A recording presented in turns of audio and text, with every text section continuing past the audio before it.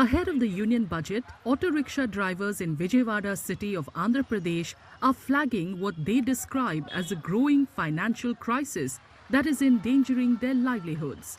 Some drivers say a combination of strict regulations and increasing competition from app-based transport services has sharply reduced their daily earnings.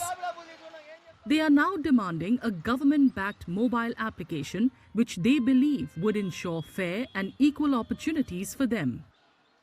అది ప్రాతిపదిక నిర్ణయించి guide lines ఇచ్చి ఆ guide lines ప్రకారం అమలు జరిపేదానికి పూనుకుంటే నష్టం జరగదు. అదే సందర్భంలో ఓలా, ఊబర్, ర్యాపిడో ఏజెన్సీస్ని పక్కన పెట్టి వాళ్ళకే మెయింటైన్ చేయమని చెప్పారని పరోక్షంగా కనుక ప్రభుత్వం ఇచ్చేటట్టయితే ఖచ్చితంగా మేము రోడ్డు ఎక్కాల్సినటువంటి పరిస్థితి వస్తుంది. రాష్ట్ర వ్యాప్తంగా, దేశవ్యాప్తంగా దీనికి వ్యతిరేకంగా నిలబడాల్సినటువంటి పరిస్థితి వస్తుంది, పోరాడాల్సినటువంటి పరిస్థితి వస్తుంది. అందుకని గవర్నమెంట్ యాప్ని డ్రైవర్లకు అనుకూలంగా, కార్మికులకు అనుకూలంగా ఉంచేటువంటి దానికి పూనుకోవాలని చెప్పనేటువంటిది కోరుతా ఉన్నాం.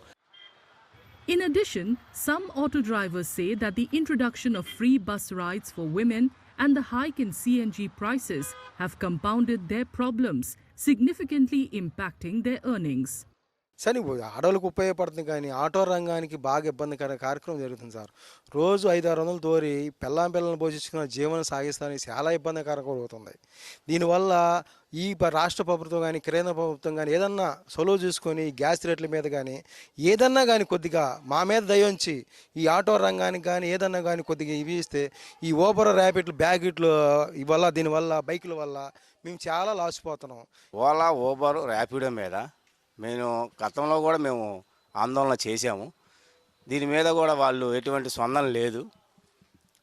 పెంచడం రేట్లు అన్నారు, తీసేయమని మనం యాప్లు అడుగుతున్నాం. గవర్నమెంట్ యాప్ అనేది ఒకటి పెడతామని చెప్పి మనకి చెప్పడం జరిగింది. ఆ గవర్నమెంట్ యాప్ అనేది వచ్చి మా ఊరికి కూడా కొంచెం అవకాశం కలిగిస్తే తోలుకోవడానికి సిద్ధంగా ఉంటారు. కానీ ఇప్పుడున్న పరిస్థితిలో శ్రీశక్తి అని ఫ్రీ బస్సులు పెట్టిన కానించి ఇటు యాప్ల వల్ల అటు ఫ్రీ బస్సుల వల్ల చాలా ఇబ్బందికరమైన పరిస్థితులు నెలకొల్పుతున్నాయి. కనీసం బయటికి వెళ్తే 500-600 రూపాయలు పని చేసుకుని బతకగలుగుతున్నాం. అలాంటిది ఈ ఆటో తోలుతుంటే దానివల్ల మాకు జీవనోపాధం అసలు 500-600 కూడా తోలే పరిస్థితి లేకుండా పోయింది. అదిగాక గ్యాస్ రేట్లు ఒకటి విపరీతమైన పెంచేశారు. దీనివల్ల గ్యాసు 100 రూపాయలు కేజీ వచ్చి 15 కిలోమీటర్లు 20 కిలోమీటర్లు వస్తుంది కేజీ వచ్చి. మా పరిస్థితి మేము ఎంత ఇబ్బందులు పడుతున్నాం. ఫ్రీ బస్ అనేది ఈ ర్యాపిడ్, ఓలాలు, బైకులు వచ్చిన కాడి నుంచి మరీ మాకు కిరాయిలు డెడ్ అయిపోయినాయి మొత్తం.